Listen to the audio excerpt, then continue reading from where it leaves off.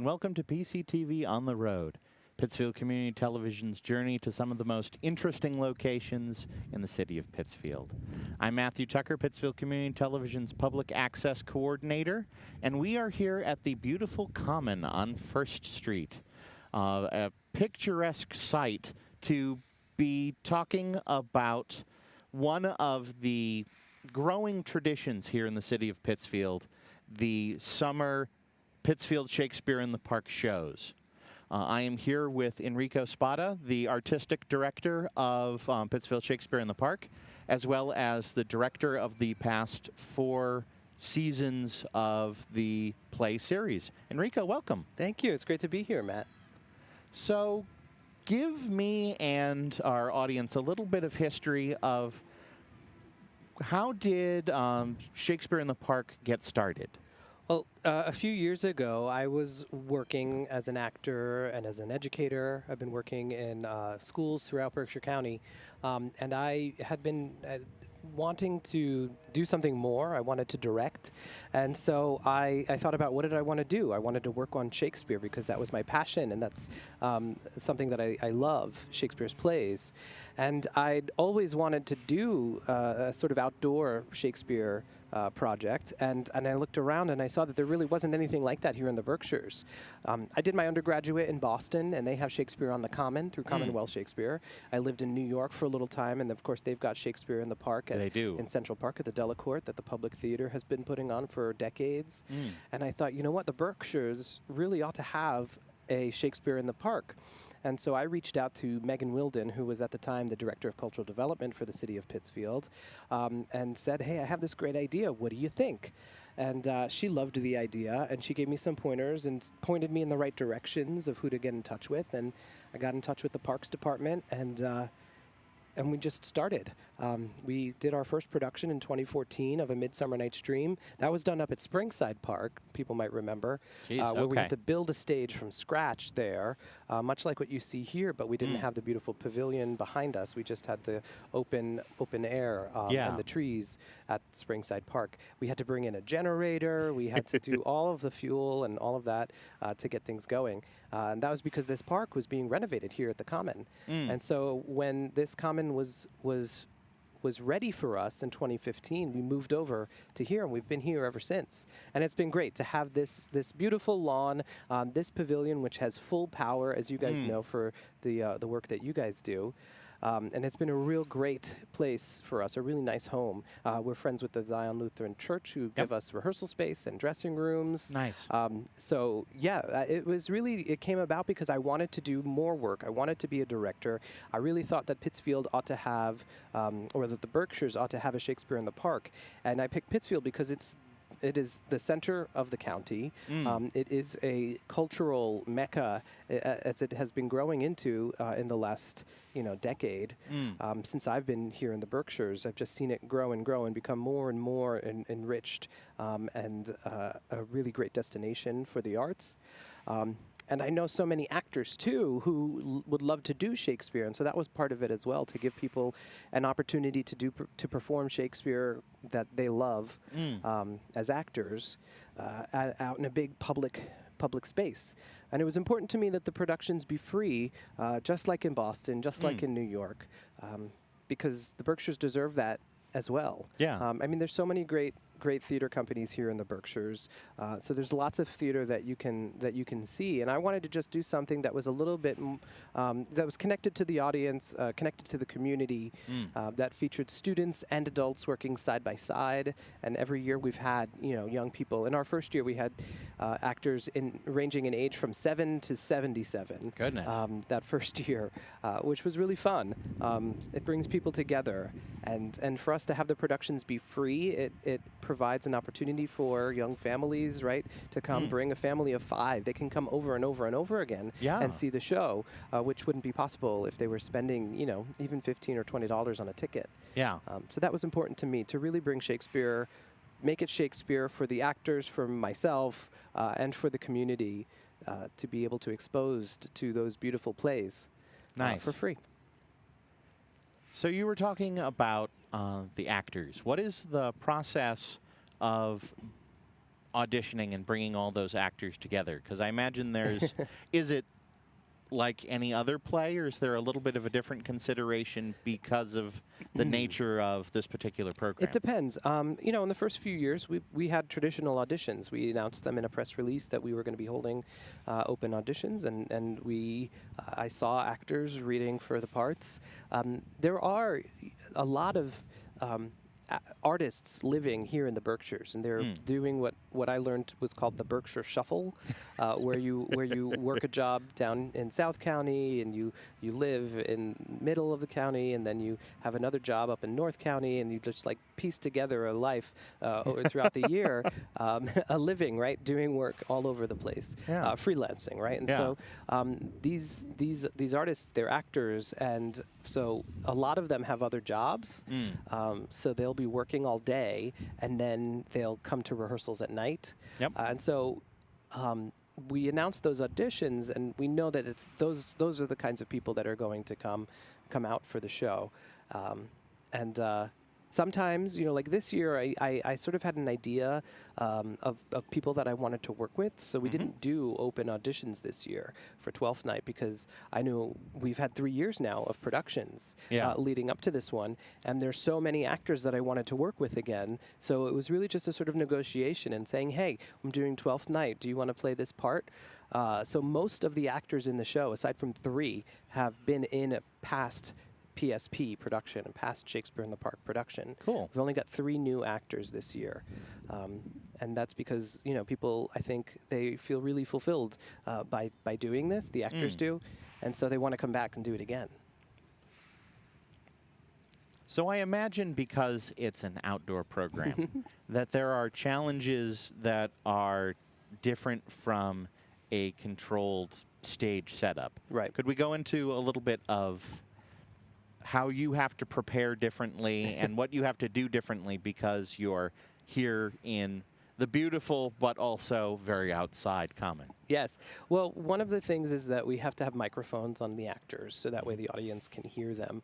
You know, when we get 400 or 500 people on this lawn, they're so far back that the actors would be just destroying their voices if they had to reach them without any help. So we have these microphones that we rent to amplify their voices so they could be heard. Even from the street, sometimes you can hear them if it's a forceful enough scene, which we hope will bring people in, you know, will attract them when they're walking by and be like, what is that? And that happens quite a bit. People just like wander in because they hear us kids at the park or at the basketball field, basketball court. They come wandering over during our dress rehearsals in the week leading up to our opening. So that's the one thing. The other thing is, of course, the weather. You know, we have to keep an eye on it. We've had some rain in our first weekend last weekend, and we still had a good, 100 or so people, even on a rainy night, come out to see the show. And the only real concern there is just this stage deck being dry enough that the actors can run around and do all the crazy slapstick comedy that they do in a safe way, right? If it's too slippery, they'll fall, and so we just have to keep aware of that. So we've got towels backstage, and we just like wrap a towel on a broom to like dry the stage up before the performance. Sometimes in the middle of the performance, we might have to hold. But I think, I'm really excited that this weekend it looks beautiful. Yeah. And I hope that this weekend's performances will be chock full of audience members because the rain will be staying away. Those are the 2 major things for being outdoors. I mean, obviously, there's other things because we don't have a building, so we have to bring in structures to hang the lights on. We have to build this set each year, so we build the ground, the deck itself, and the scenery from scratch. A lot of these pieces have been around, right, and we repurpose them year after year.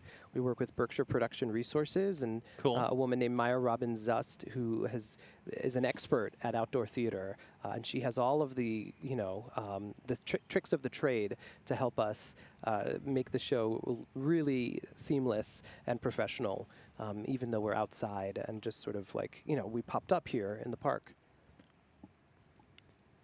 So going sort of chronologically backwards a little bit, you've talked about the process of doing things on the stage and how you get your actors.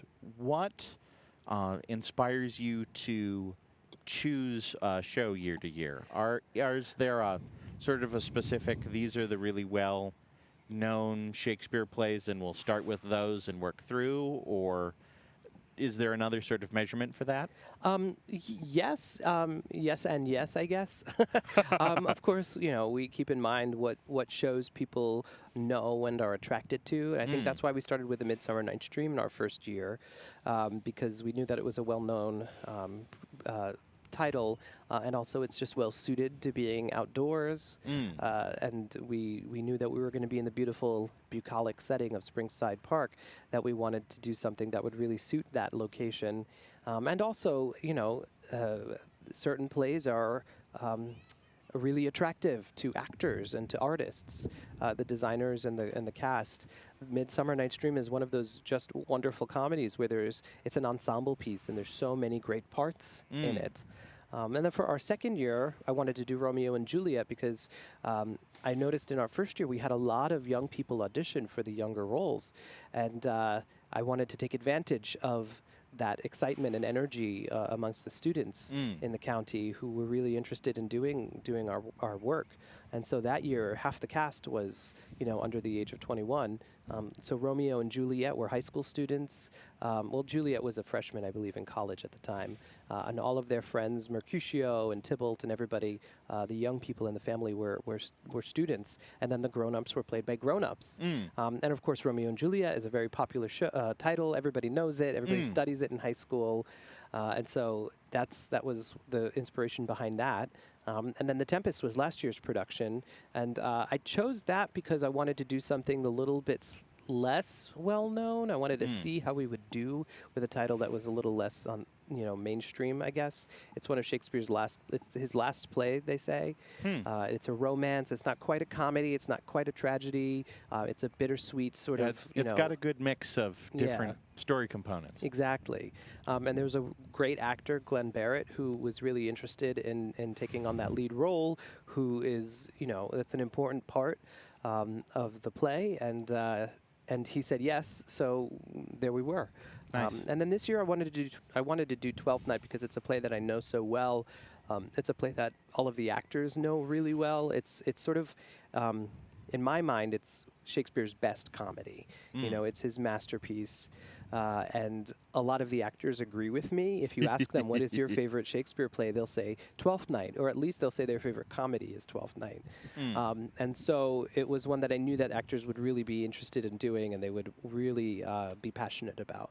And I think it's a delightful show, and I wanted this year to do something funny, just that would bring smiles to people's faces. I thought just this summer, it's 2017, it's a comedy. It has to be something fun and bright and colorful, as you can see from the set. And then once you see the costumes, everything is just really bright and chaotic and madcap, romantic and silly.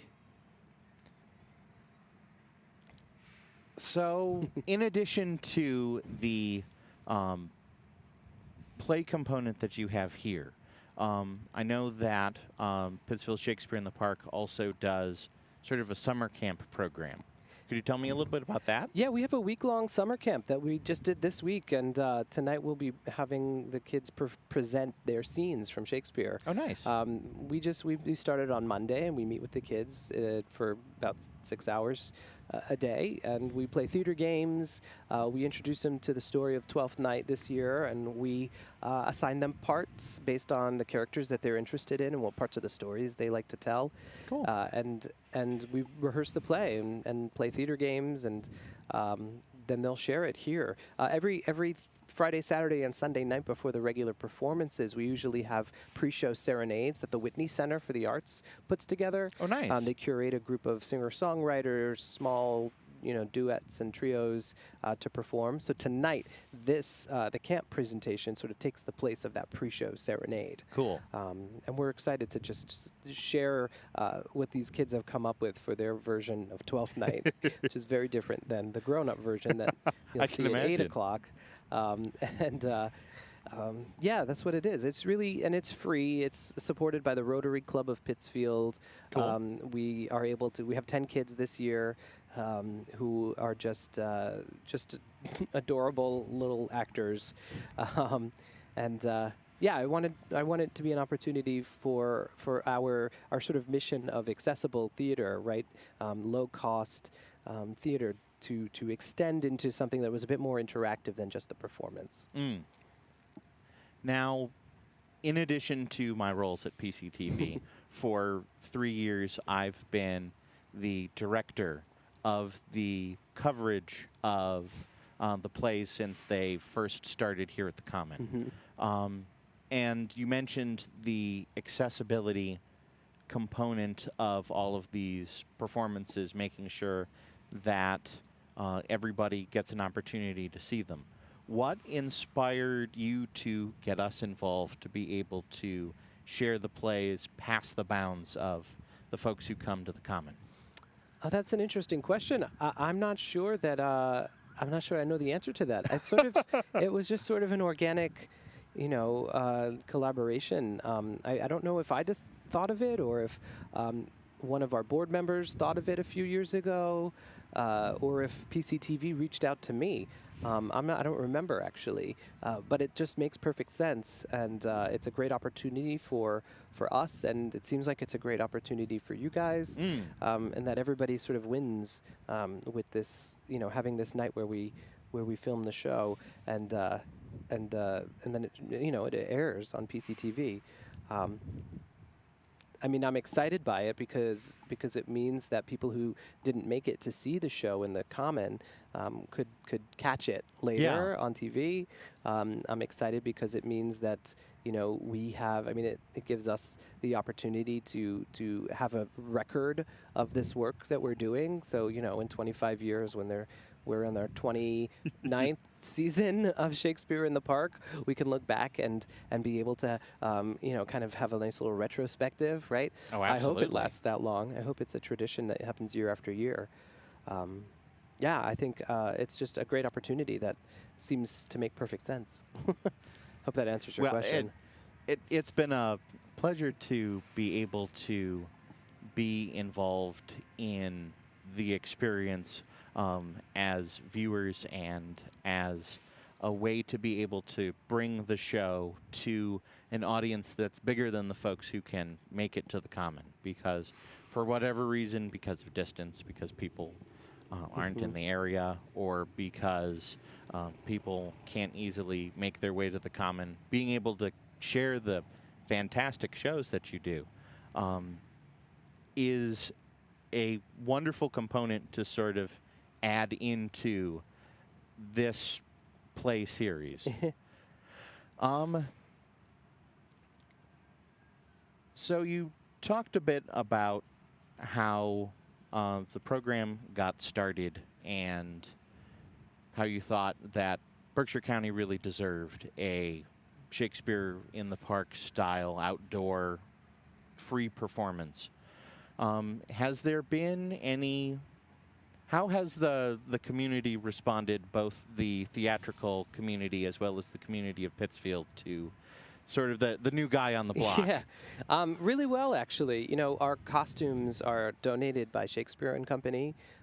So we have, our costume designer is a designer at Shakespeare and Company too. And so they let us, have costumes for the actors. I was reached out to last year by Kate McGuire over at Berkshire Theater Group, offering if we needed any help or support, like any administrative needs, that we could knock on her door. I think that we've had a lot of the actors from Barrington Stage come by and see the show, especially the youth theater. They're doing Bye Bye Birdie over there. Nice. The group of a cast, nearly half the cast, I think, was here, and they had blankets right out there, and they came to our opening night. So that's fantastic. It's been, I think everybody recognizes how appropriate having free Shakespeare in the Park is here in Pittsfield, and how useful it is for development of new audiences. For a lot of people, a lot of young kids, this might be their first experience of live theater. And we only do one show a year, and it's just 3 weekends, right? So after they've experienced our show, they're going to be more interested in going to see shows at other theaters. And I think people recognize that as well, that we're sort of creating young theater-going audience members by just presenting this. Like, we're plopping it right down in their backyard and allowing them to just wander in whenever they feel like it to see the show. You know, let's catch Act 1 this night, catch Act 2 this night, or they'll come every single night and see the show every single night. We've had kids do that too. That we're creating theater-going, theater-loving young people. Which is an important thing to grow here in Berkshire County, being such a strongly artistic, strongly theatrical community. Right. Growing both theater goers and actors, because you've got that summer camp component where the kids are getting to sort of dip their toe in, and then the component where they're the actual show and then sharing it on PCTV. We're coming down to sort of the home stretch on this episode of PCTV on the Road. Is there anything that I haven't asked you, or any thoughts that you have about this whole experience that you think the audience should definitely know about before we say adieu? I think that the biggest question that I always get asked is about why Shakespeare, and isn't Shakespeare difficult or hard to understand? And so those are two questions that you could ask, and I'll answer them for you. Well, thank you for that. I think that why Shakespeare, for me, the reason is that Shakespeare's stories, his characters are universal. I mean, and that's like an easy buzzword to throw around, but for me that means it's there's something in every play for everyone, right? The breadth of the stories and of the experiences that are presented in these tales, I think gives an opportunity for any audience member, any age that they are at, any stage in their life, to find something to connect to. And I think, you know, Harold Bloom wrote a book about Shakespeare where he went through each play, and he called it The Invention of the Human. And I think that that's true for Shakespeare, that he really encapsulated what it means to be alive as a playwright. And then the other question about why is it difficult? Is it hard to understand? And I would say the answer is sometimes yes, if you're just reading it, because these plays aren't meant to be read. Right? Shakespeare wasn't writing them to be, you know, placed on a library shelf for high school students to be forced to read out loud in the classroom.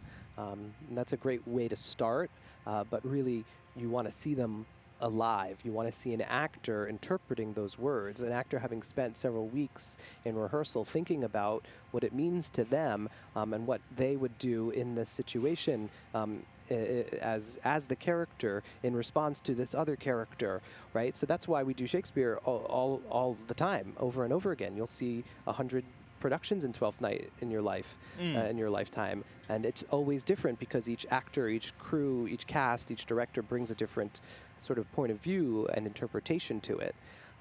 That's why I think when you have a good cast like I do here, who are really passionate about the words, that they sound like modern English, right? People say it's old English. It's not old English. It's just young English.